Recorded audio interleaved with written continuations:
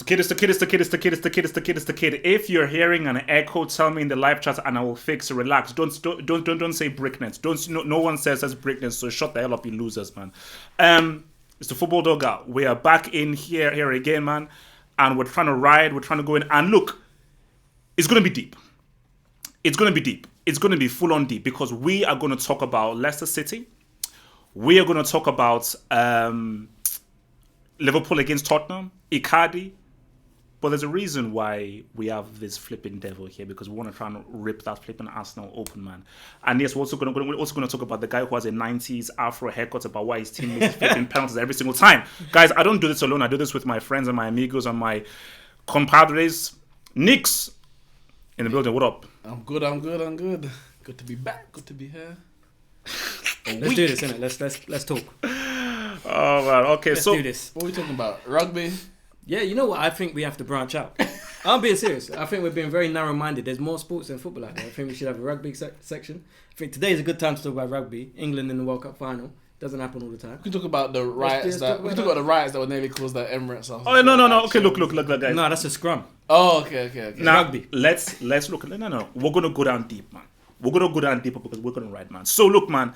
Xhaka is the main topic that we're having here. And guys, I'll be looking at the live chat. So you guys, anyone that says LL or anything more, kick them out. I'm not having any LL or any kind of insults towards myself, HH, on my hairline.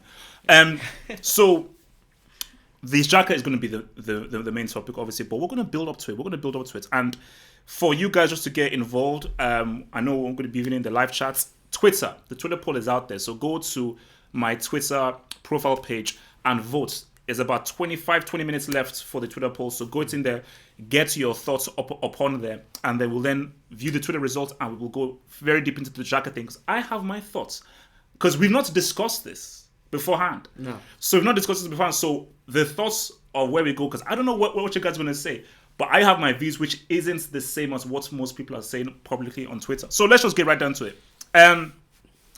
Leicester City. I think I don't know what it was, a few weeks ago, we said that Leicester City can make top four.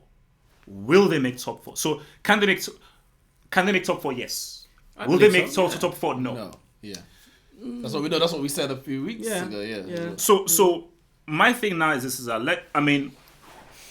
before I give it to you, like I've got to say that I've got to really admire what Brendan Rodgers has done, and I think he's done an amazing job. And I feel that because when he went to Celtic, I was like, okay, he's at Celtic. How good did he do? Because it's a one-team league. Okay, you did well at Liverpool. You failed to win the league. But I admire that he said, you know what, let me prove myself. Let me come back to the Premier League, go a step down and still prove I'm an amazing manager. Remember, Leicester City, they lost Kante. They lost Mahrez. They lost Jerry Maguire. Drink water. Devil, don't, please. Oh, so he was an important player for them, innit?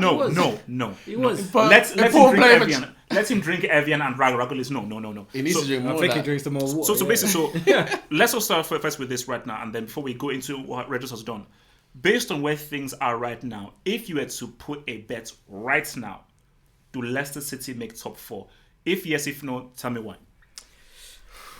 You know what? It's not as simple as that. There's so many different factors in play. It all depends on if Tottenham can sort themselves out, if Arsenal can sort themselves out, can Chelsea keep going? They need to just keep pace and hope that the others don't get their act together, and then they'll make it. If Arsenal, Chelsea, United, Tottenham don't get their act together, then as long as they're consistent, yeah, they can do it. I think if Vardy gets injured, they're in problems because they don't have another goal scorer in their squad. Really, Ian Acho's not doing it. No. So I know Perez got a hat easy. trick. Perez did, You didn't have to bring up my Nigerian guy. Just relax. I forgot he was there. I'm not gonna lie. We get his break. Just chill. Perez, they play wide. He can play up front. He's not going to bang you as many goals as Vardy up front. Although he did get a hat trick, but Southampton were, Less said about them. Yeah. What was it? A resurrection? Resurrection? Is that, Yeah. But yeah, I think Leicester, Brendan Rodgers, man, what can I say? I was wrong.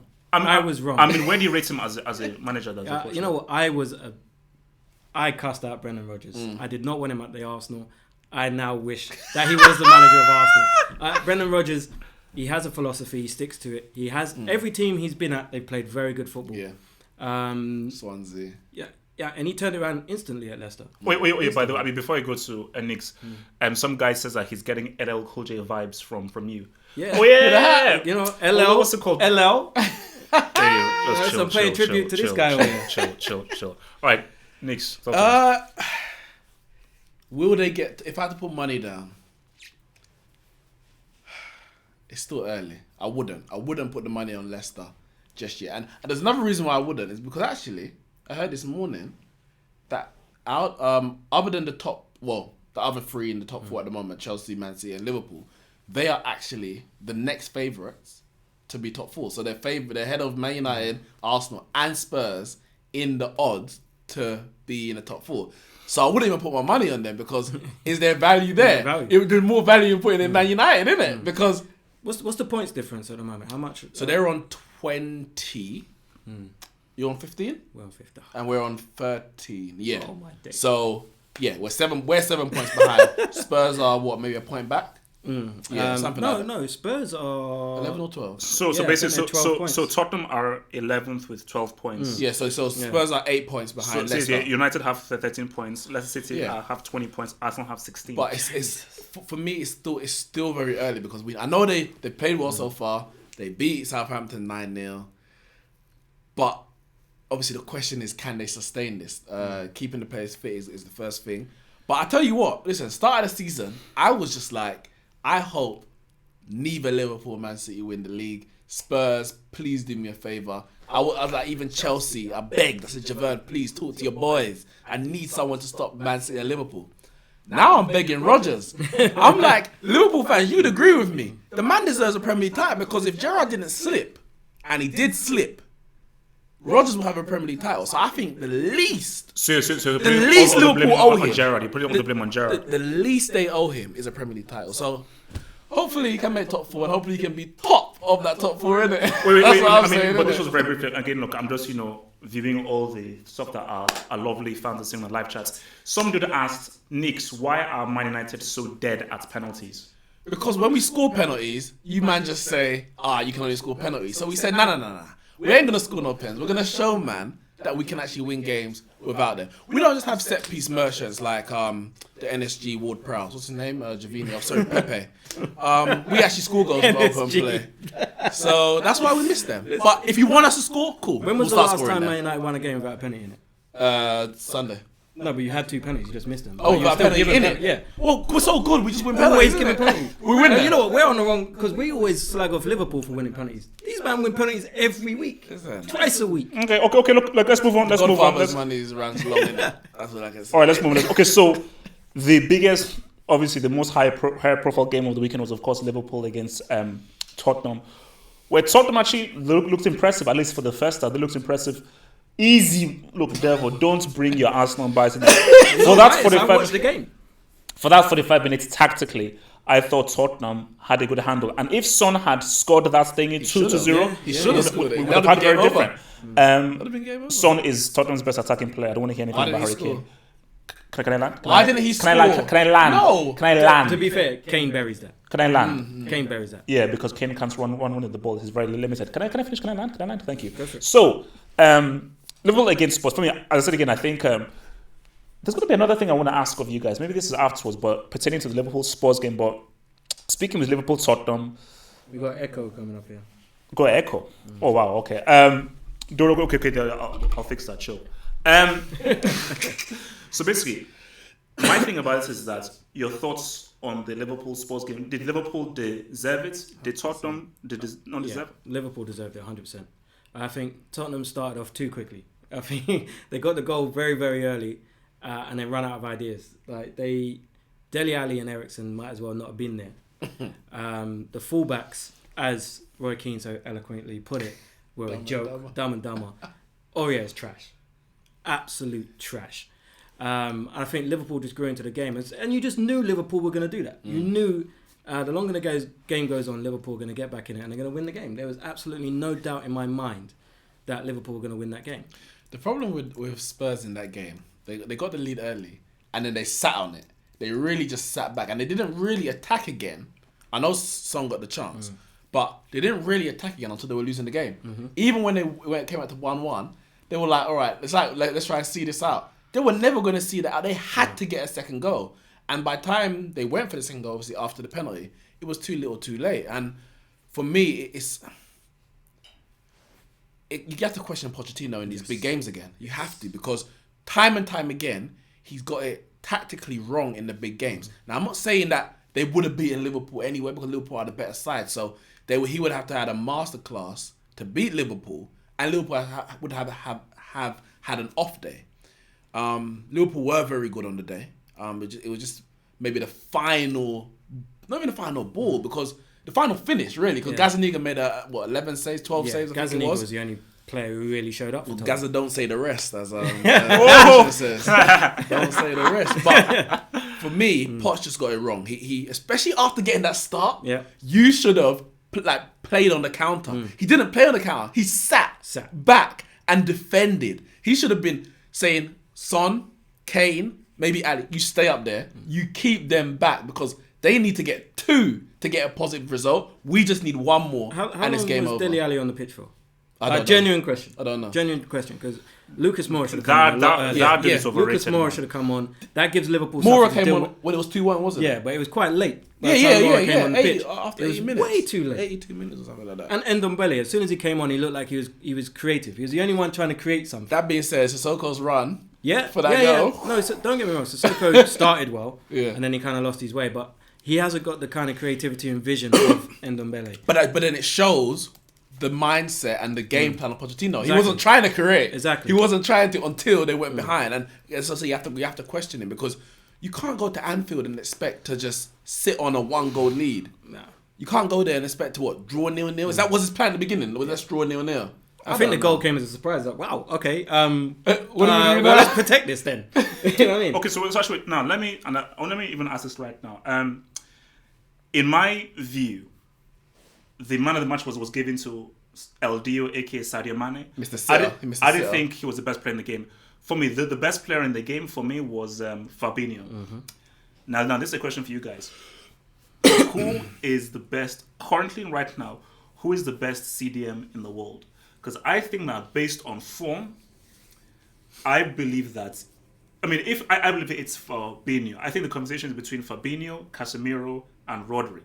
I think it's between Rodri. All right, go on. Yeah, I think with this, I think Rodri is damn good, very good. Okay, but are you only not including Fernandinho because he plays centre back at the moment? That's the thing. Is that why you're not? Yeah. Because he's been centre back. So for me, I'm like looking at those who've been playing CDM recently. So, and I'm not looking at overall things. So for me, my vote goes for, as of right now, forgetting legacies. Right now, I'm going to say Fabinho is the best CDM in the world right now. I just think like what this guy does for Liverpool and how he's able to, first of all, do his CDM work and also control the game, because really he was important in Liverpool having a chokehold for Tottenham and not in the game. He gets my votes. So for you guys, who is the best? Before you come in, shout out Gold Digger's podcast, because he used the term CDM that apparently doesn't exist. I don't know if you saw it on Twitter. No, I didn't see that. One of the girls from Gold Diggers said CAM, CAM and CDM, and some guys were like, you don't know nothing about football because who says CDM? It's obviously you play FIFA. But shout out, because obviously the word exists and everyone knows what you're talking about. Yeah. Basically, guys are saying Xhaka is the best CDM. So, yeah. Guys, relax. Let's wait. But yeah, you going to say? No, I was just going to say, I'm not disagreeing that Fabinho is on form. I think he's been very good since he got into the Liverpool team. Yeah. But it's strange that he can't get into the Brazil team as a CDM because Casemiro. So can he be the best in the world if he can't even get into the national team? If he's not even the best in his country. If he's not the best in his country. Let's just relax. You know what I mean? Let's just relax. And I'm not saying, because if you don't get in a Brazil team, then you're rubbish or anything like that. On form, he may very well be, but it's not clear cut that he is. Not clear and obvious. Might need a VAR check. Boom. There you go. I like Fabinho, I really do. I wanted him at Man United because I saw that he could play right back and he could play CDM, and that's when we had Valencia and Young fighting over the right back position. I was like, anyone but them, innit? And Darmian. But I think how he's playing now is how I envisage he would be, and he's playing his best football right now. So yeah, on form he is, but that's only for me, only for Liverpool. Because so it's only because Fernandinho is not playing in the defensive midfield position because of injuries. For me, now Casemiro, I would say over Real Madrid's 3 years winning the Champions League, best. But since then, he hasn't really hit the heights that he was in that 3-year period. I haven't seen him as much this season, so I'm not sure if he's how well he's playing. But I would say prior to this season, in the last year and a half, I would have said Fernandinho. And I'm going to stick by it because man's just playing in a role. He's having to fill in a position because of things around him. Another thing as well, how many actual CDMs are there in world football at the moment? Yeah, there's not many. There's not many teams play that anymore. You could argue Thomas Partey for Atletico Madrid could be a CDM. I would still argue that, for me, I also make an argument of Rodri, that he sort of plays a CDM. You could argue that Busquets of plays there, so it's like... I don't think Rodri is a CDM. I'd have him more as a deep-lying playmaker, kind of in a Jorginho playmaker? Like a Jorginho mode. I don't think it depends how we talk about CDM, because CDM is a position, but within that position, there's different tactics. Roles, So you have a Regista, who you play in the defensive midfield position, like but you playmate. Like Pirlo and... Makaleli are two different players who both played in the central defensive midfield. Because Fabinho does lots of balls over the top, and he actually does a lot. So you could argue that he's a CDM and a deep line playmaker as well. So he sort of does. He's brilliant. Yeah, He's a brilliant defensive midfielder. So just to sort of close this off right now, do you think that Liverpool will still sort of like maintain? Also, by the way, I think someone asked, the top that Devo is wearing is Whitney Houston. Whitney Houston, man. One of the best, for me, best singer of all time. Yeah. Best singer of all time. Got to salute Not the greats. Elvis Presley. You know? So she's dead, my club's dead. Okay, so basically, look, let's sorry, man, just paying bare tributes today. Tribute to Double L, tribute to Whitney, tribute to Arsenal. Wait till you see my socks. Okay, look, so just sort of to close this off, Liverpool and Tottenham. Are you guys still saying that Liverpool are good to win the league, maintain their momentum until they meet Man City? And for Tottenham, do you still see a bit of hope with them turning over their form, how they played in that first half, or do you think Tottenham will still continue to struggle in the Premier League as something? Because again, what I saw trending was Eriksen was trending, I think, last night, and many sports fans were saying, Eriksen, get out of my club, you didn't create anything. So speak on Liverpool, speak on Tottenham moving forward. Eriksen don't want to be there. He's made that, for me, abundantly clear. Madrid. He had the opportunity to leave in the summer to go to Manchester United. We've heard today. Obviously, we heard the rumours over summer, but it was confirmed today that Man United were interested, but his only option was to go to Real Madrid, Barcelona, or to remain at Spurs. But he clearly doesn't want to be at Spurs. But the fact is, nobody bidded for him in the summer. And he's going to have him agree a deal in January, like Ramsey did to go to Juve. Or he's going to have to wait till the summer and obviously go as a free transfer if he's going to move in England. Eriksen's done at Spurs. His head's not there. Pochettino, I think I've said before, it's the end of an era. He's either going to have to try and stay and rebuild a team with, I don't know what money Levy's giving him, or he's going to have to say, I've done what I can and leave at the end of the season for a different club. As far as Liverpool are concerned, well, it all comes down to the game against Man City in, two games? Not the next fixture, the one after. Yeah. So if they come out of that still unbeaten after that game, then I'm going to say what I said a couple of weeks ago, that the titles, unfortunately... It's Liverpool's to lose. I'm not seeing anything. Even, as I said before, even when they went a goal down, there was absolutely no doubt in my mind they're going to win that game. And that is the sign of champions. That's what Man United used to do back in the day. That's what Arsenal used to do back in the day. That's what Chelsea did under Mourinho. You just knew they were going to win. They were going to find a way to win. Liverpool have that aura about them at the moment. As far as Tottenham go, I would be more worried about Dele Alli. Dele Alli would worry me if I was a Tottenham fan, because Eriksen wants to leave. Dele Alli's not said anything about wanting to leave. His form is terrible. He's fallen off a cliff. It's terrible. He's just literally taken up space on the pitch. No, like I said, Dele Alli was never that good, bro. Yeah, he was never. I'm sorry, man. He was, even at his peak. He was never that good. He was never that good. He was one of the best goal scoring midfielders in the league in that season. No one could touch him. But I think for me, the system changed. But yeah, that's the thing. Yeah. And once Eriksen stopped performing, because he's a support striker, goal scoring midfielder. If the ball's not getting delivered into he's ineffective because he's not going to control the game or anything like that. And because the system just, I don't even know, Poch, he's playing Eriksen in some games, not playing other games. He used to play Ali directly behind Kane, or they had a two, Eriksen and Ali behind Kane. Now obviously he has to get Son in there, and I think he's just unsure how to get, especially those four, not including Moura, into the team, into their best positions. And obviously he's brought into Lo Celso, but he's been unfit. He hasn't been able to, so he's having to play an out of form Eriksen and hoping that out of form Eriksen creates goals for Kane and Ali, and he's not able to do that at the moment. Yeah. All right, so let's just sort of briefly touch upon this before we get towards our main the discussion. So, I still think PSG are a bunch of losers because of the miracle at Camp Nou and what United did. Actually, don't. Okay, mini rant. How you allow Man United to beat you at your own crib? I respect what Buffon has done. You loser. I'm sorry. I still can't believe that actually happened. I can't believe that actually bloody happened. You know. So look, I'm sorry. That was just stupid. But Icardi, he's coming right now. You know, obviously he had his issues with Inter Milan and everything. Now, guys, someone in the live chat tell me I think it's 5-6 or 6-5. 6-5, I think it is. Six, maybe 6-5. He's scoring. He's getting G's. So, in your view, because I've always rated Icardi as I think he's a very, very efficient goal scorer, and he was very efficient as a goal scorer playing with Inter Milan without Bomas cannon driver in the team. So, do you guys feel that Icardi is the missing piece for PSG, and he is going to really be the guy that will be able to score those critical goals in those games where Cavani has missed all this time? So, do you think really he is that dude? I think it's a very good backup to have, but I think PSG. Wait, back up to Cavani? No, I think he's backup to have because Cavani's been banging goals for years. So I mean, it's a very good backup. But to Cavani have. is a brick when it really matters, bro.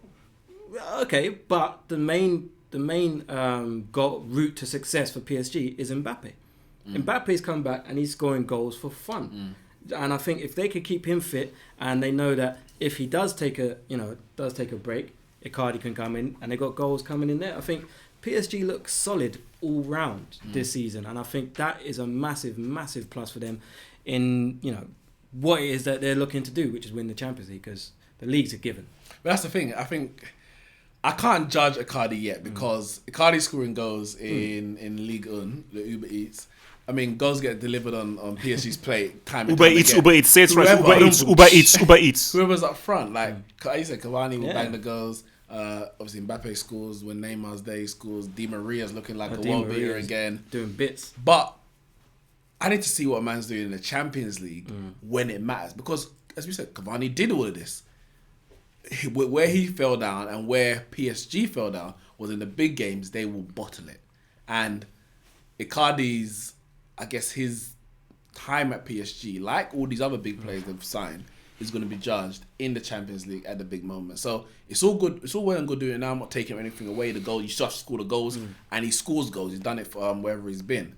But I'm gonna hold off, and I'm gonna have to wait and see, because I've predicted PSG at different times of this project, and it's fallen away when it really shouldn't have. Like, even all last season, there's no way we should have beaten them. No way. They were 2-0 up away from home. There's no way you should have beaten them. So I did say, however, that the team who has Neymar in this season will get to the semi-finals. PSG have Neymar. He ain't played yet. Well, he has, but he hasn't really. Yeah. I think he's injured again. He's injured again. Okay. So come crunch time. He better be fit after the knockout rounds, innit?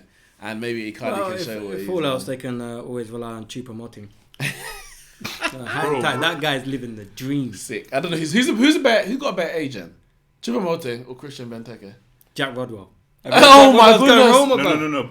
No. Jack Rodwell. Benteke has the greatest agents of all time. This guy hasn't scored since the they gave him a new contract. Since the they gave him a new contract. It's a lie. You're lying. No, they gave him a new contract, bro. You're lying. You know what? He must be a barrel of laughs. Wait, guys, chat. Tell me, can you please confirm whether Benteke has been given a new contract? If he does, I'm making him a scholar in the Brick Academy. Yes. There's no way. Make him a scholar now. No, he's been given 100%. 100%. No. I can't believe it. I don't say who's got a better agent. I don't know how we got that new contract. No, Jack Rodwell. I'm telling you, Jack Rodwell left Blackburn. He's been signed by Roma. Is that all confirmed now? I don't know if it's confirmed, But but yeah, I even for know it to that- be a link, Yeah. his agent is a mastermind. Wow, that's No, that's His agent's Professor X. just promoting, you know. That's it. He's just Oh putting wow! ideas. Everyone's saying that it's true. Yeah. Oh my god! Scholar that's a mess. scholar and graduate for life. 2 years. Oh lord! 2 years. That's a year per goal No, he no, scored. but my thing was that. Okay, But he doesn't even play. How would you? Okay, Sam. How would you like? My thing is that how would you negotiate that? This dude has been With a crap. straight face. How would you say that? I present to you a brick. So he's a scholar. He can't score. He's crap. He misses open goals. I want 2 years more plus cash. How do you sell that? I bet he got a sign off fee and everything. No, he probably won it in a raffle. He won a new contract. He must have Hodgson's Like, you know what I mean? nudes. Yeah. He must have Hodgson's nudes. He has to. Yeah. You know? Oh no. He probably won it on a scratch card. Okay, look. Okay, mess. Okay, moving on. So, now, this is it. Our main topic of this discussion, and obviously we'll read out the Twitter results after it's done. But let's get straight down into it right now. So, this is the reality of the matter right now. So Arsenal we're winning 2-0. Palace came back 2-0.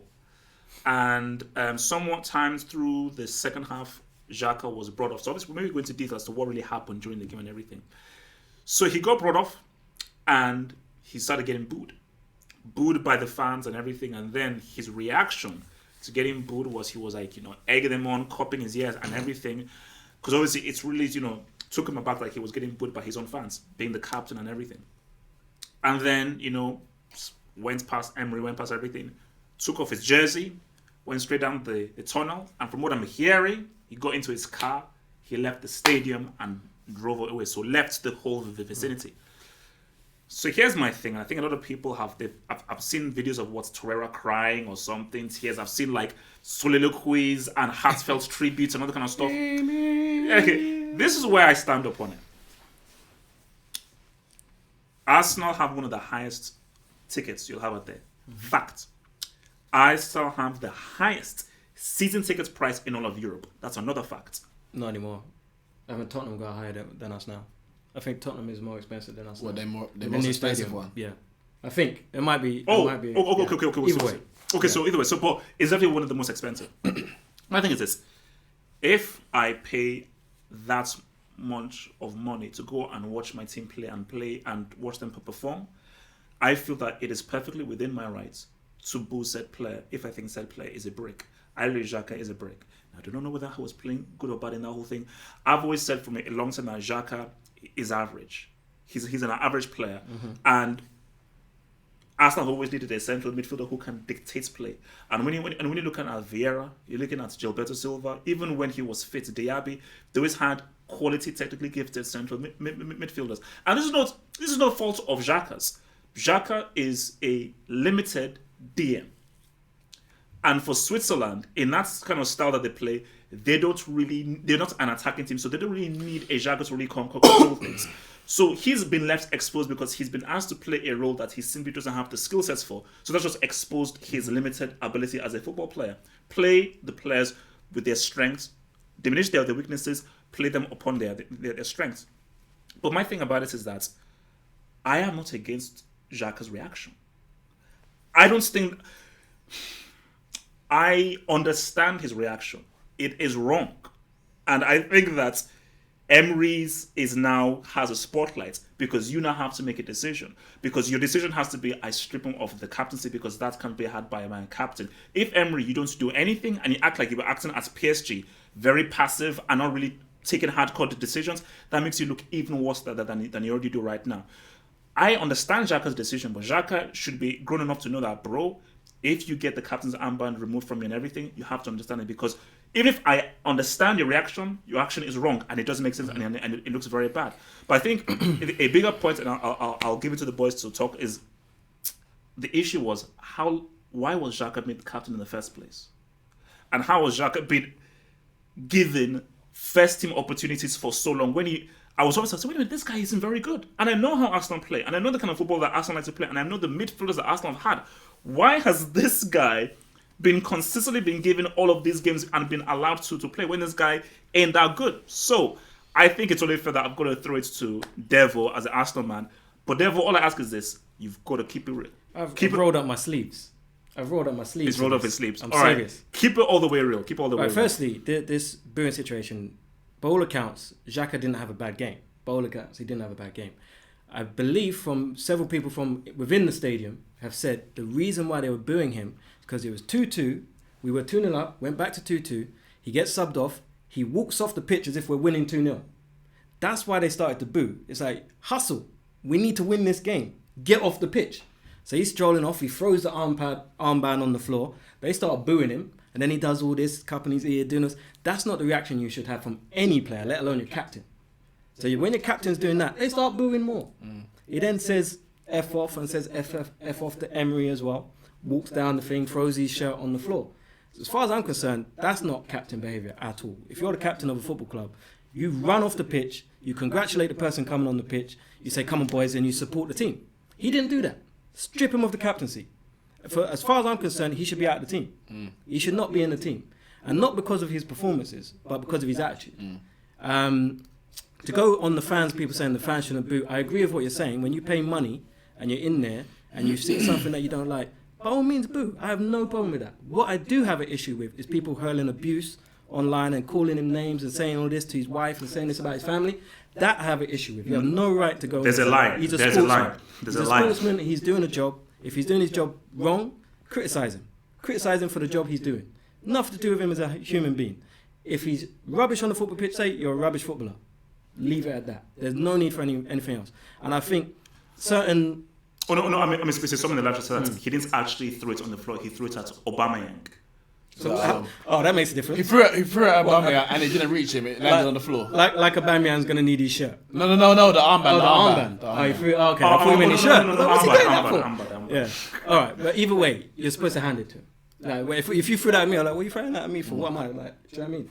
But I think there's a certain fan cam channel that has created this atmosphere around the club where people think they can say what they want to whoever they want, and because it's so celebrated, and even the players are watching it and joining it. People like Lacazette liking certain tweets and certain Instagram posts and stuff like that. When Bellerin had an issue with this certain fan cam channel before, how do you think Bellerin feels now? He's watching Lacazette liking certain tweets and things that are going against a player and against the manager. What's that going to do in the dressing room?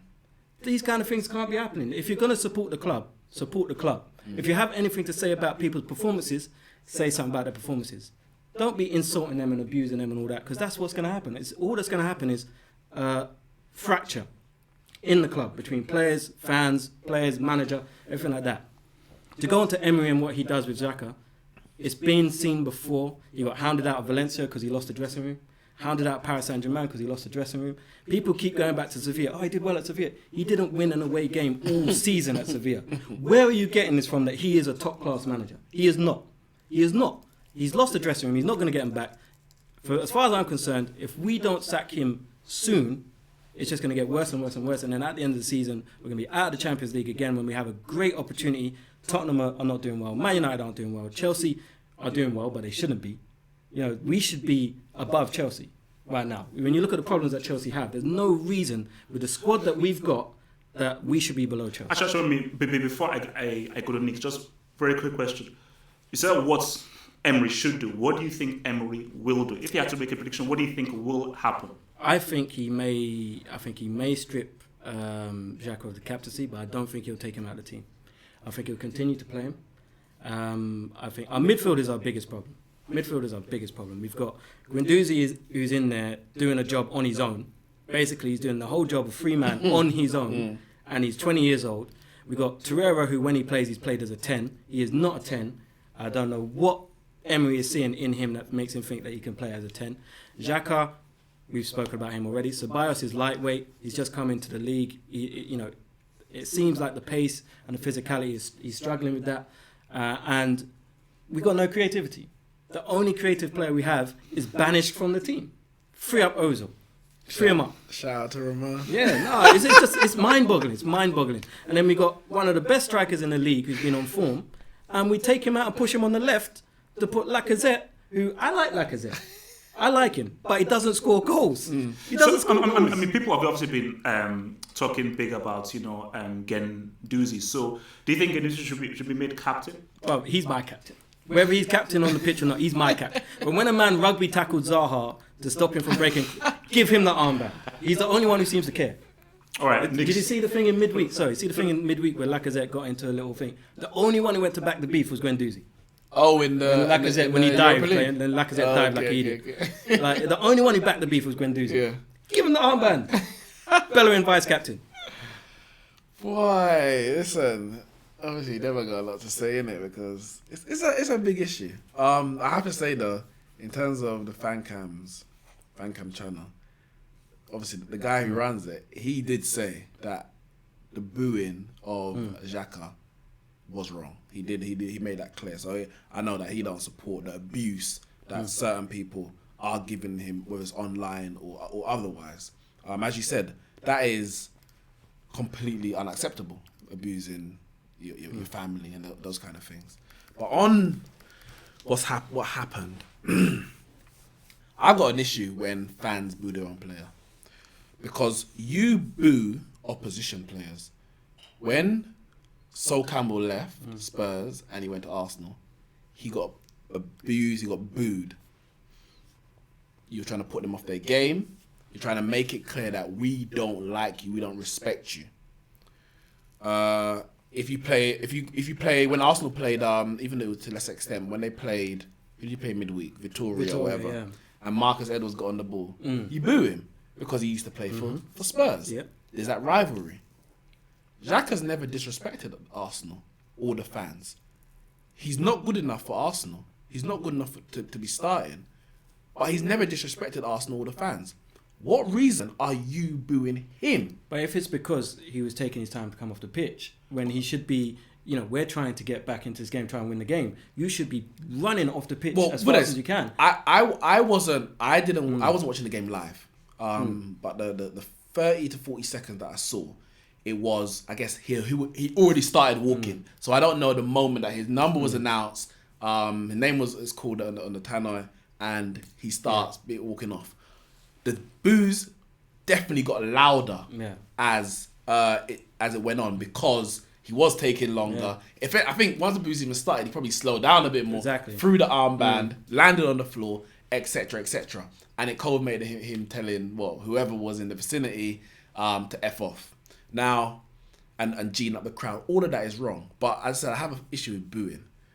We spoke about this pre-season, just before the season started, and when Ashley Young was getting booed out in Australia. Australia. And because he's not good enough. Fellaini was getting booed by Man United fans a couple of years ago because he's not good enough. Neither of these men have ever disrespected Man United or the fans for you to boo. You don't want the guy to play cool. You don't have to clap them off. You don't have to show support for them in that way. But to boo them, for me, is not fitting of a fan for a player for your own club. That's the first thing.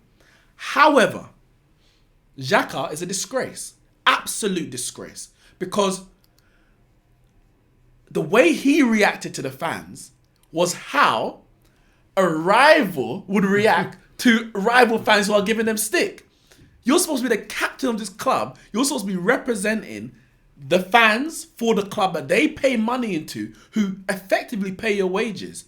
For me, once you start basically mocking them and doing that, you're done. You're finished. Now, stripping armband for me isn't even in question. That should have happened already. We're just waiting for the breaking news to come out. It should have happened already. Yeah.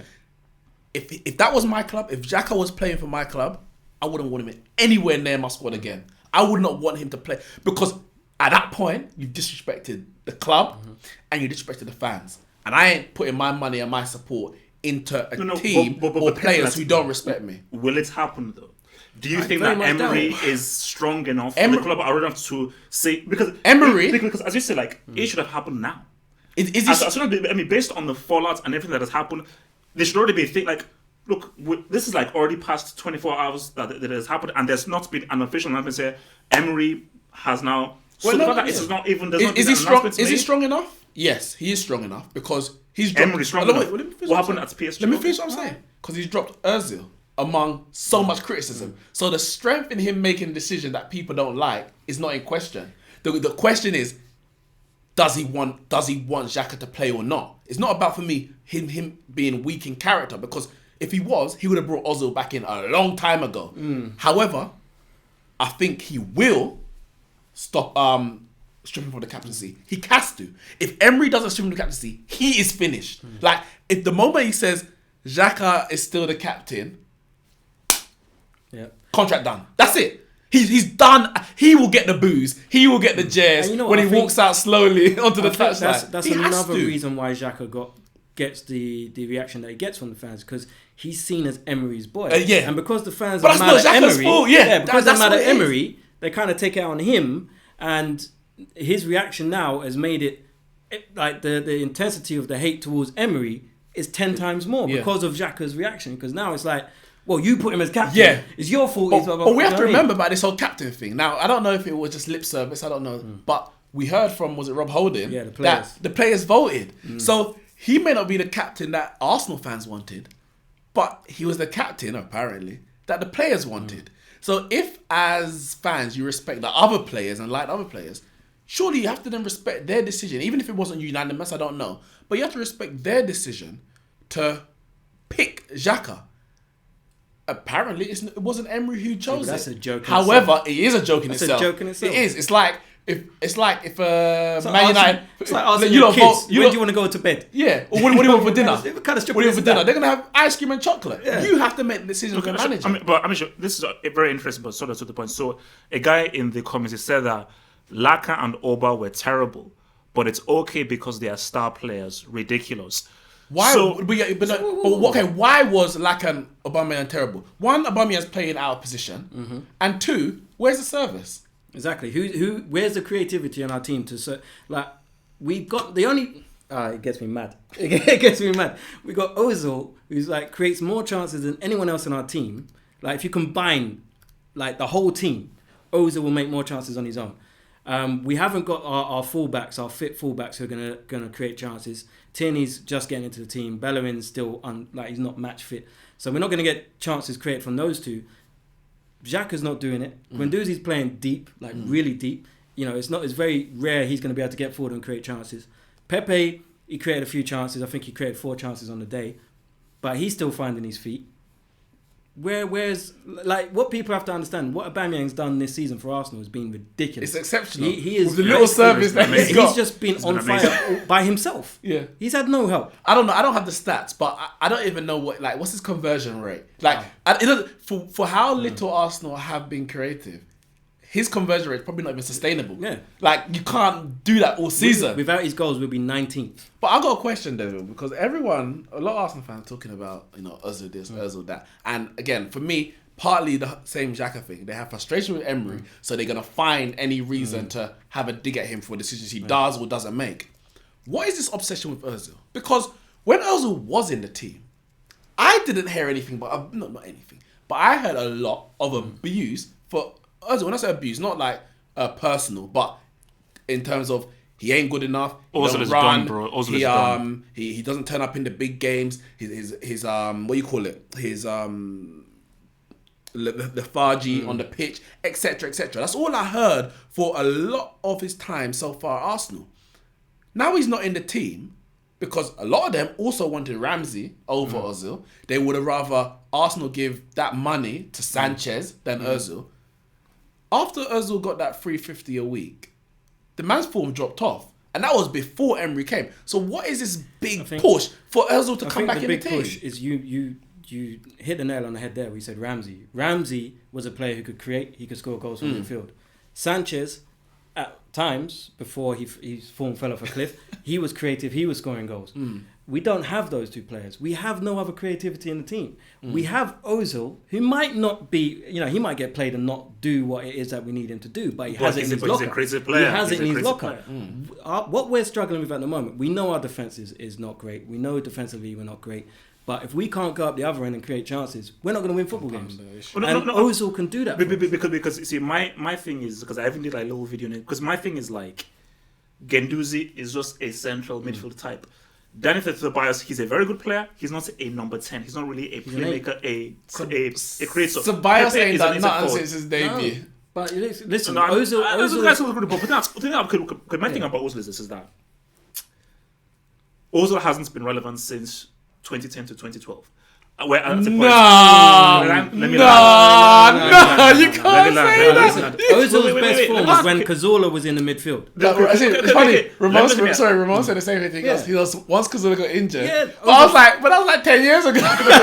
Look, seriously, my thing is that Ozil at his best when 2012, 2011, 2012 under Mourinho Real Madrid, he was the best. Yes, agreed. Yeah, I agree. But he's been relevant since 2014 World Cup. He wasn't. So basically, my thing about it is that even if he is still irrelevant and from the road, quality is still quality. You have to use the players at your disposal. It's very similar to what's happening with Zidane and Bale. You don't have the luxury of I can't use Bale. Use what you have at your disposal. Looking at what Arsenal's players they are out there, nobody has the creative ability. Whether you're going to do it or not is a different thing. If you have the ability, what's better? The potential to do something, or you don't even have the potential to do it.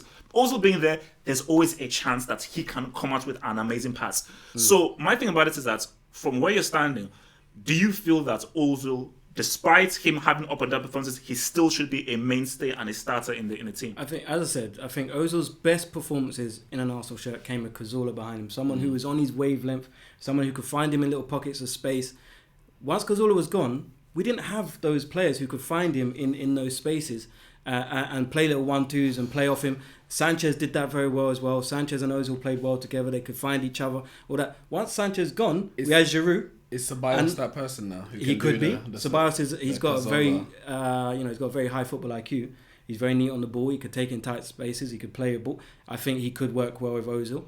I think Aubameyang, if he's making runs in behind, he could be found by Ozil. That's the funniest thing, because when Ozil came, obviously it was always spoke that he needs to have runners off him. Yeah. And you finally got and two runners. This football club just winds me up. But all the tools are there. But we're trying to build a house, and we got all the tools, and we're trying to build with sausages. But we're beating bricks with sausages. It ain't gonna work. The thing is, I think Ozil has to go. He has to go. No, I'm being serious. He has to go. The man is on 350,000 a week. Emery doesn't want him. The board are happy for him not to play because Emery confirmed that the board are in agreement with the decision. Emery came out and said he's fit, he's ready, and he wasn't even in the squad. That means even we're at your best, I still don't want nothing to do with you. Man played, I think, one game against Nottingham Forest in the Carabao. He played against Watford, I think, in the league. Okay. Yeah. But he obviously doesn't want him there. He created more chances in those two games than any other player we've had. Probably all season, yeah. But Emery probably wants to replace him. The fact that he got Ceballos on loan means that he's looking for creative players. But when you got a man on 350,000 a week, and we know Arsenal's finances aren't they're not awash with cash available.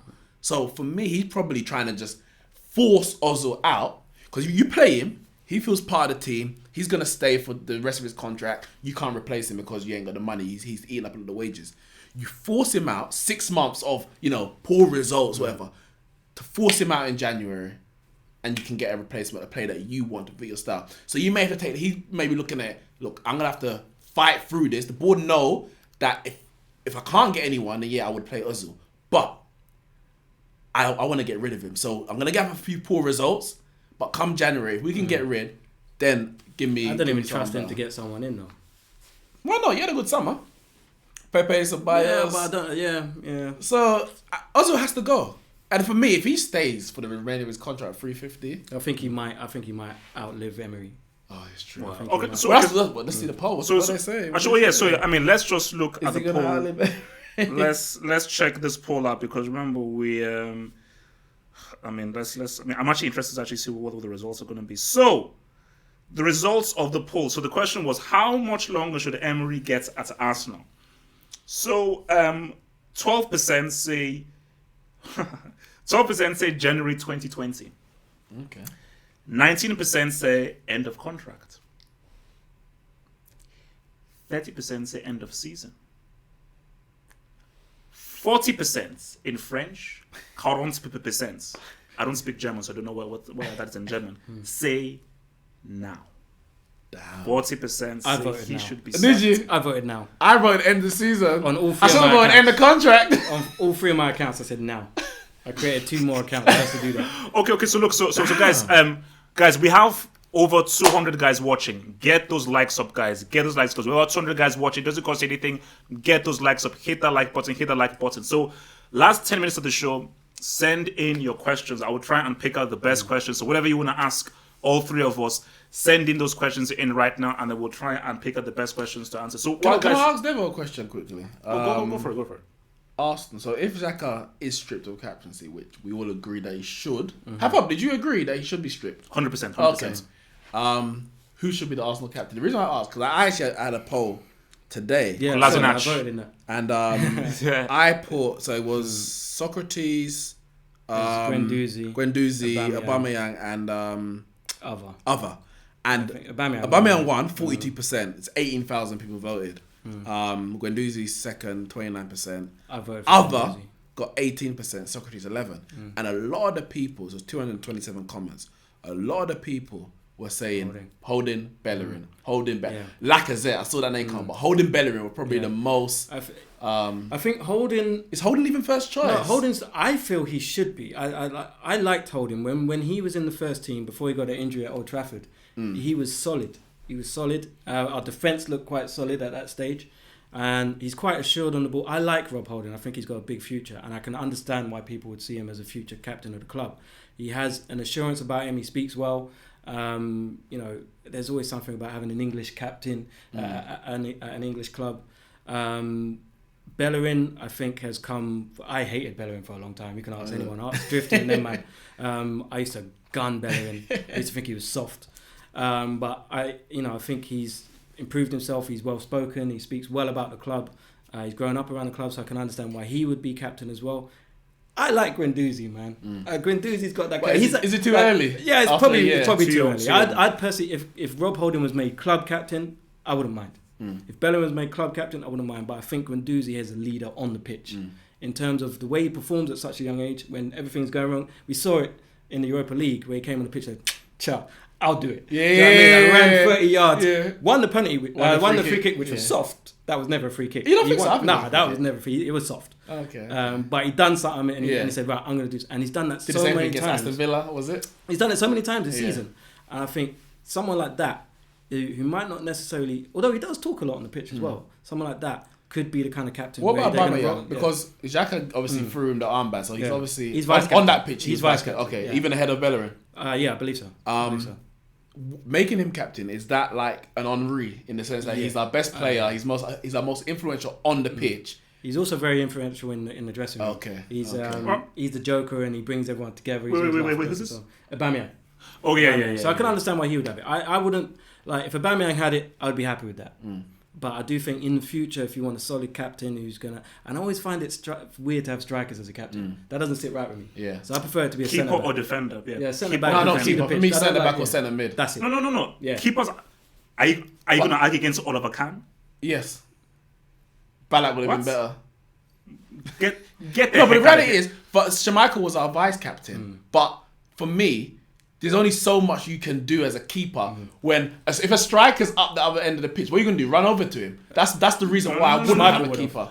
Yeah, he would have. But that's the reason why I wouldn't have a keeper because their area of where they can cover is much smaller. No, but it's That's not about why- that for me. When I look at a captain, it's your psychology and your personality. The personalities and the psychologies of keepers and centre backs, I think, blend very well in being leaders. And whenever you go into teams, that's why they say, keepers are always very crazy and everything. Keepers always have a personality.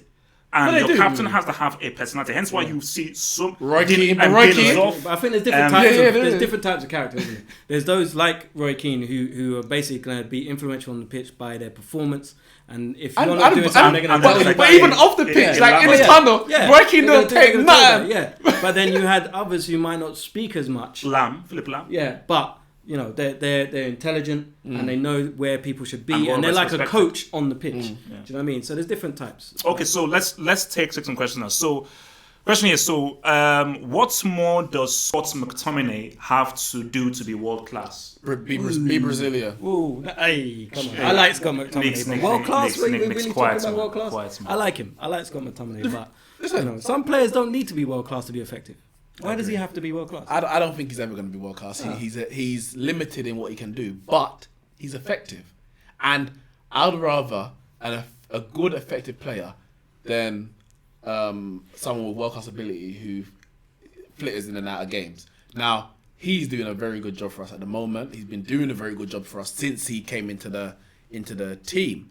But because he's unfashionable, he doesn't look flashy. His name ain't flashy. His nationality ain't flashy. And Man United are going through a bad time. Mourinho brought him in. That's another thing.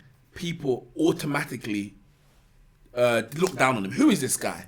You know, what's he gonna do for us? We need these, you know, the flair players and that kind of stuff. You need your Darren Fletchers. You need your John O'Shea's. I've always had that. Of course, you need your McTominays. And him and Dan James have both had to get over the doubters and the criticism. And we're seeing he's been our best player this season. He's been our best. I'm not gonna. Wan-Bissaka, when he's been on the pitch, he's been brilliant, but he's had his injuries since the start of the season. 10 Premier League games, he's been our best. He's been our most consistent. Okay. So from James Alari, I'm sure that's our moderator. So James Alari says, should Arsenal have appointed Arteta? Yes, 100% yes. I said this at the time. Are you weird? Manager. What? Yes, Really? 100% yes. I thought you would have said no. Why? No, at Based the on time, what? I would listen. Arteta has been the assistant manager at Man City behind Pep Guardiola. You know, if you've been taught by arguably the best manager in the world, and you come in, it's a time of change. We've had Wenger. Mikel Arteta knows the club. He was probably the last club captain we've had who didn't disgrace us. You don't love it. You don't love the disgraceful captains, you know. Sorry, we had Mertesacker as well. Those two are the last two that hasn't disgraced you us. on the pitch. So I think Arteta would have come in, and I think the fans would have been, you know, it would have kind of picked us up. I think Emery was a 50-50 decision where some fans were like, yeah, we'll give him a chance because he's not Wenger, and others were like, really, this guy, really, really. I was in that camp. I think Arteta would have been, you know, I imagine the football would have been a much better brand of football. We don't play good football anymore. The football's boring. It's rubbish. You know, we have no identity. We literally go out on the pitch and the players don't know what they're doing, and we scrape draws. That's what we do. At the end of every 90 minutes, go, wow, that was bad. That was really bad. Every game. It's tiring. At least this was me a couple of weeks ago. It's tiring, bro. It's tiring. Do you know what I mean? It's like, I can't tell you the last time I didn't have a drink. Every day. All right. So Every day. So where does Paul Scholes rank all time? Another question. Where does Paul Scholes rank all time? Paul Scholes is the best central midfielder that England have produced since 1991. That's when I was born. Technically. Or just best all-round central midfielder? Just the best. Because when he played behind the striker, he banged goals. I think he got like 20 in a season. But that wasn't... He could do that, but that wasn't his only thing. When he played in a central midfield 2, he could go back, forward. Forward. He could go forward and middle, I'm not sure the back thing. Good at all. But then later in his career, when he didn't have the legs, he played in the deep line playmaker, and he was a conductor. He retired. We lost the league. We brought him back, won the league, and he retired again. All before Liverpool won the Premier League, by the way. And Gerrard, he slipped. Yeah. And for England, he was clearly the most versatile out of the three of Gerrard, Lampard, and that, so much so that he played on the left hand side when they had no left winger in that Euro 2004. And after that, he said, "What? Me, Scholes, left wing? To hell with you, retire. Let me go win the Champions League with Man United, innit?" So for me, as an all-round no, that's not correct. As an all-round, Gerrard probably had more because he could defend as well. But as a central midfielder, I think Scholes. Technically, he's the most gifted central midfielder England have produced in a long, long time. I'll give you that. Yeah, for sure. In terms of his versatility, I can't put him up there. I think Gerrard was more versatile than him. In terms of how so? I think because Gerrard No, was you better. Gerrard can do more. Gerrard was better going back defensively. I think in terms of Different positions. and getting around the pitch, he had a bit. He had a better engine. I think Scholes was brilliant earlier in his career in terms of that kind of thing. Then later in his career, he, as you said, he dropped back and became more of a conductor. Gerrard, I think he had a bit more about him throughout his career. But I'm saying, but what I would say, out of being effective and being, but then I always tend to go towards Lampard because Lampard banged 20 goals a season for 6 seasons running. It's a tough one. But the thing is, if you could put all 3 of them in one person, you get a perfect midfielder. Yeah. You get a perfect midfielder. But if anyone said Scholes, I'd be like, yeah, okay. If anyone said Gerrard, I'd say, yeah, okay. If anyone said Lampard, I'd say, yeah, okay. But for me, do you know what I mean? Lampard was sick. Like, don't get me wrong, I Lampard still was think sick. he's underrated by some. He is 100% because he wasn't even he's not fashionable. He looked a bit clunky. Yeah. He ran a bit. He wasn't all of that. But what the point when Scholes had to play as the support striker, the man was banging the goal. Obviously, we don't know whether he could have done that 6-7 seasons in a row like Lampard did. But when he did have to do it, he did it. And then when he had to drop back, he did that as well. Now, we speak about, defensive midfielder and a different... He played in a defensive midfield position without being the anchor man, but spraying the ball, conducting. Yeah. And that's something that someone like Xavi and Pirlo were praised about throughout the whole career. Xavi didn't tackle. No, not really. But people talk about him, and especially in that Spain side, as the greatest central midfield in the world, etc. Again, I think if Paul Scholes was Spanish or Brazilian, I think he'd be getting. No, but he's. I think Xavi said that Scholes. Yeah, was one the of their Europeans best see it like that. Didn't Zidane say it as well? All of them said it, but I'm not talking about you, but us over here in Britain. We want to see the guy running, lung busting runs, slide tackles. Get ready. No, Paul can't give me the ball, man. Let me pass it off and I'll make the runs when Lampard watched Scholes' videos and taught him how to make those late runs into the box. All right, so basically, before I go to switch, Devil, you can do this whether you want. Janovan says, "Can Devil be my friend?" Yeah, I'm so everybody's it's very friend. simple, that. So I'm everybody's friend. Cool. So Janovan, yes. You never have enough friends. He'll be your friend. So we have a question here. Would Mourinho be a good manager at Arsenal? No, but I would take him. If it means Emery's gone, then I'd take him. So would you? No. Would you take Allegri? So Mourinho yes. or Allegri? Would you take both one or the other? The thing is with Mourinho is it's not going to be a long-term fix. You know it. Sooner or later, it might not be a fix it's at all. Yeah, so I think with the players we have at our disposal, I don't know if Mourinho would work. No, I don't. I don't know if I think he would like Torreira. I think he would like Bellerin. He would like Tierney. That's about it. Defensively, I don't know. Maybe Holding, but I don't think Mourinho would be a good fit at Arsenal. I have got a feeling that is going to happen because we now have people in place who are willing to make things like that. We got quite a good relationship with George Mendes and Raul, can't pronounce his surname. Yeah, so I think them lot are getting tight with Mourinho. I wouldn't be surprised if Emery does go if they did give it to Mourinho. Would it work? Well, it'll be more fun times for at the Emirates. All them F of Mourinho trying Arsenal were doing. Yeah. Wheel that back in. But in terms of Allegri's a funny one because obviously he did very well at Juve, but it's Juve.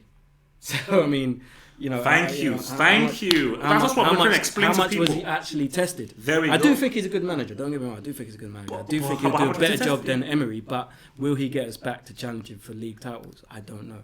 Is that something that we can even start thinking about at this stage? I don't know. Maybe maybe it's a 4-5 year plan before we can even start to think of getting to that stage. Okay, so we've got a super chat here. This is an interesting one from VAR. Yeah, VAR. Oh, I didn't even talk about VAR. So £5. Yeah, no. So basically, VAR. Thank you very much for your £5 donation, Mr. VAR. Says, can you call a football player world class without major caps and trophies? If the answer is no, why does the English media call Harry Kane world class? So basically, let me give my view on this. I don't think Harry Kane is world class, firstly for me. And I feel that Harry Kane is a very good striker. very good goal scorer, but he's limited. And I just think that he's very much overrated by the English media because England are obsessed with having to have an English player that they seem is amazing. But the English media keep making these mistakes time and time again because they try and push too much pressure and responsibility on these players. And these players, they feel this responsibility because they're overloved, they're overexposed, and they're not really allowed to really go out and actually prove themselves out there. So for me, I just think that, with regards to your question, to be seen as world class, I don't think that you should be a slave to how many trophies you've won. I still feel that if you're one of the best, if you play so well, you're so good, and you're one of the best players in your position, but you're in a team that ain't really getting it done. You're only one man. This isn't basketball where an individual can have a profound effect on the game. It's very hard to have a profound effect on a game with 10 against 10 over such a wide pitch. So I do think that, but you have to be exceptional.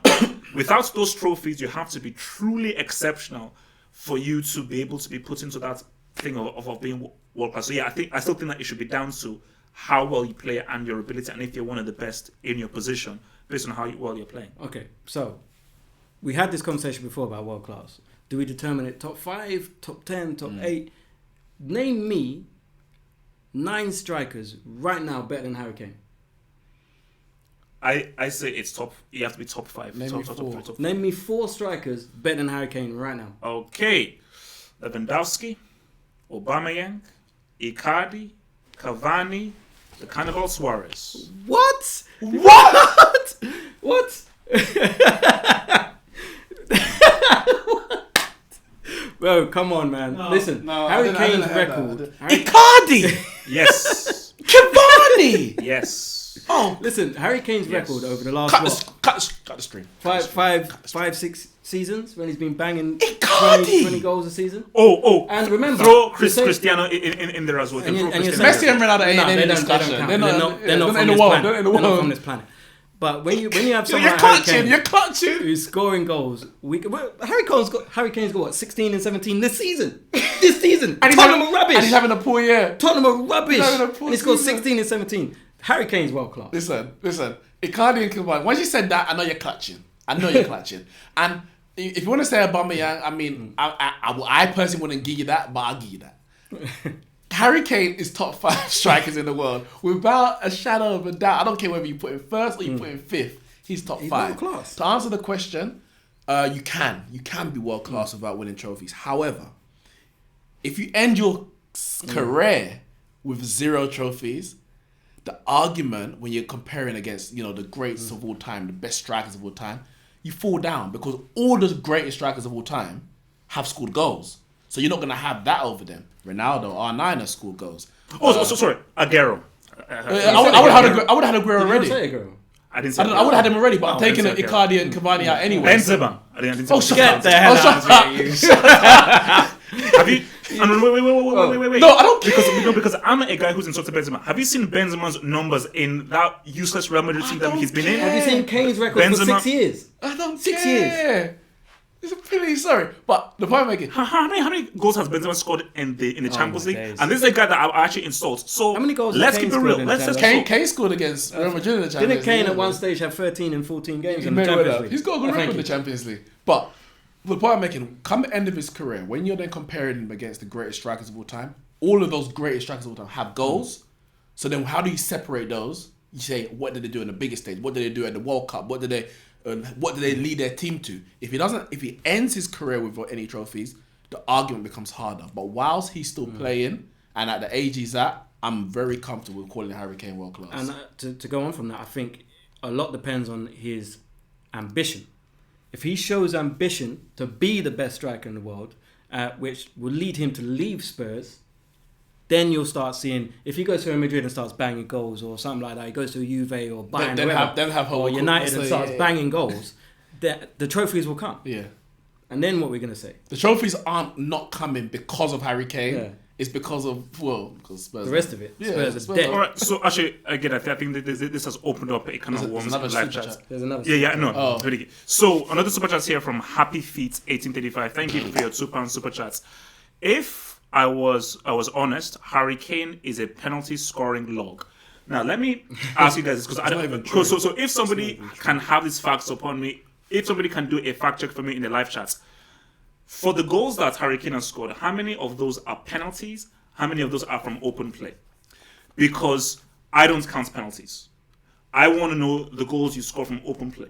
Because those are real hostile goals. So for me, I want to just know is a fact check. How many goals has Harry Kane scored from open play? How many goals has this guy scored from the penalty? Because trust me, I have nothing against Harry Kane. Hey. Wait. Now, I don't have the exact answer you're looking for. But what I do have is that we know that Harry Kane scored, over 100 Premier League goals. Yeah. Premier League have actually tweeted today that the top three, because they said Luka Milivojevic is now the third best penalty taker of all time by conversion rate. Letitia 96, Henry 92%, sorry. Milivojevic 91%. Henry scored 23 out of 25. Now, unless we can remember any penalties that Harry Kane has missed in the Premier League, and I don't think there's been many. He missed one against Liverpool, remember? Yeah, okay. This says to me that he's probably got less than 20 penalties. And he scored over 100 goals. I said, I ain't got the exact number, but it looks like he's got less than 20 penalties in the league. And he's got over 100 goals. So people throw things out there. And I'm like, look, was the goal against Liverpool, was that a penalty? That was a damn good finish. Oh, no. Like, a very good finish, but Son was the engineer of that goal. Very good finish from Harry Kane. I'm not taking anything away, but Son made that goal happen because Son is Tottenham's best attacking player. Van Dijk did by standing like a statue. But to be fair, you have to look at it as a striker. I'm going to come back to Rashford. Do you think Rashford would have scored that goal? Because do you think he would have followed in? That's striker's instinct. From as soon as that ball left Son's foot, he was thinking, I want a rebound. He's in. That's what makes him a top striker. He wants to score goals. Listen, people look and try and find fault where there is no fault. So Alan Shearer scored his penalties. No one takes that away from him when they call him the greatest or one of the greatest, maybe top two, if not the best Premier League striker of all time. No one takes that away from him. And come the end of his career, when he's all dead and gone, everyone's gonna say, "Oh yeah, Harry Kane, remember that guy?" But when we don't like to see, whether it's rivals or we don't like success. We like anyone that's at the top. We look for a way to shoot them down. Harry Kane is one of the best. Wait, Harry Kane is at the top. He's one of the best strikers in the world. For me, he's top 2 Premier League strikers. Definitely top 3. Because I have Aguero at number 1, between him and Aubameyang for number 2. In the world, where would you rank him in the world? Where would you rank Harry Kane in the world? That's top 5, isn't it? So Aguero first. Give me a number, man. Don't do top. Give me a number. All right, I'll play it safe, 5th. But when I think about it, I might give him 4th.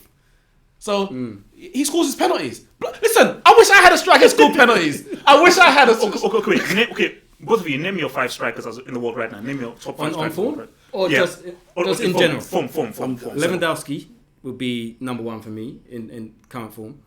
I think you'd have to, the guy's got 16 and 17. Kane's banging goals at the moment. His team's playing trash. So, guys in the live chat as well, name your top strikers. Top 5 strikers in the world right now. Top 5 strikers. So, Devil, go for it. Aubameyang, because I'm biased. Kane, Aguero. 5th. Say Marshall. I know you want to. No, I don't want to say Marshall. Bro, don't. Suarez. Yeah, probably. I'll give Suarez. Probably have to give it Suarez. You have to respect the guy. And I think that's my 5. But I would have So Benzema, not put him. No. Benzema. Okay. No. Fair enough, man. Wow. I'll have exactly the same. Maybe switch around the order a bit, but for me, it's exactly the same. Aguero's not always number 1 for me until he retires. And everyone else can fight over the rest of the positions. All right, guys, that is all we have here for this lovely week. Oh, you're running away from the Carabao Cup. Oh, the Carabao Cup. Okay. Yeah, man. Come on. Yeah, just done it. Oh my god. Because I know you act like a what's it called? Complicated Chelsea fan. I'm a very complicated Chelsea fan. I have been seeing your videos recently. I've been preying, Captain America. You are the biggest Chelsea fan. As a matter of fact, you are Chelsea. You are Mr. Chelsea. No, I'm not. I'm a complete. No, You're not complicated. Mr. Chelsea is Blue Lands TV. He is Mr. Chelsea. I am just a side guy, a very humble, lovely, sweet. There's nothing complicated little- about your support for Chelsea. You love them. It's and complex, right it's now, complex, it's very complex. you are delighted It's complex. that the players are proving some doubters, maybe some of them proving you wrong, but you're delighted. So, You're happy. so what's going to go down Wednesday then? Wednesday, what do you think is going to go You're down? going to be even happier because we ain't beating Chelsea at Stamford Bridge. So you don't think that you What can kind beat of a team are second United string gonna Chelsea team? A second string Chelsea team? I don't think our second string can be your second string, no. Chelsea's second string is far superior to United's second string. I think United will And they're playing I better. like a few of the youngsters you've got. Like Brandon Williams looks good. Yeah, he does. Um, Ghana, I don't Ghana know if looked you see much of decent. him, but he looks decent. But I think that I think Chelsea have got a very strong squad. I mean, you still got players on the periphery who are very good. Is Pedro injured? Is Pedro still around? I think he's Pedro injured, no? might still be injured. He might. But I mean, you still got Giroud, Batshuayi, who are hardly getting games. Yeah. They're proven strikers. So the Arsenal play Liverpool Tuesday. Same day. Yeah. They're kicking Oh. off like 35 minutes before Chelsea. You know what? I look forward to watching our Carabao and Europa League games because the youngsters tend to play without fear. That's why I was so vexed on Thursday when we put in that trash performance. Like, this is what I look forward to. This is all I got.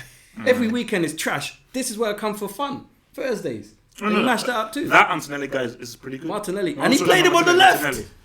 Martinelli's got, 4 goals in 2 games But up ain't- front. And he played him on the left. So wait, what is Emery's obsession with just moving guys all Emery's around a and up and down and prick. everything? He's a beat at Wenger. Because He's that's a what Wenger prick. used to do. Wenger used to buy strikers. Yeah, but he used to work. And put them on the left. It used to work for him. Did it? Yeah, in the back latter in the day. years. Mate, he turned central midfielders into right backs. He turned left wingers into left back. Like, Colo Torre was a midfielder. Like, right midfielder. Turned him into a centre-back. One of the best centre-backs in the league for a while. Wenger had that in his locker. He's like, where'd you play? Nah, forget that. You're a winger. Yeah. And it Oh, worked. so give me scorelines then. So scorelines for Arsenal, Liverpool, and scoreline for Chelsea. It's Man at United. Anfield, isn't it? We're playing at Yeah, I Anfield. think so, yeah. We'll go out. That's a definite. We'll be out. I don't know about the scoreline. Probably something embarrassing. I'm going to go 3-1 Chelsea. Listen, we don't even beat Chelsea at Stamford Bridge at the best of times. We've taken better teams to Chelsea when we're the best team in England and lost at Stamford Bridge, partly because you got the referees in your pockets. Man United fan. Trust me. Talk about referees. Listen, when I say this, you must know it's true then. Because, listen, they've got some decisions. Ask Barcelona about the decision when John Terry was pulling down. Who was it? Ricardo Carvalho? Was it Carvalho? Not Carvalho. When Carvalho was pulling down someone in the Barcelona team, you lot beat them 4-2 back in 2005. But anyway, they got their justice 2009. But we don't beat Chelsea best time. Last year, I think we went there and we were 2-1 up. And then you got this last minute Barkley Nigerian grandfather goal. Well, hey, easy. That's when it came out that apparently he was Nigerian. Yeah, that come Those are on. the Okay, rumours. Yeah, he's Nigerian. So I was like, I don't know. So yeah, claiming? we ain't beating Chelsea. If we take it to penalties, we've done a good job. So Arsenal. So you're saying scoreline? I need scoreline. 3-1 Chelsea. Yeah, Liverpool will embarrass us. That's all I'm giving you. 9-0. I'm giving you. It'll be embarrassing. All right, guys, that is all it is here for us this week on the Football Dog. Remember to like the vid, like that vid, give us a like, share the vid, and if you're new, remember to subscribe. Remember in the description box below, remember to follow your boy Devil, follow your boy Nix as well. And guys, we will see you next Monday for another Football Dog. Peace out, stay true, stay black. Peace out.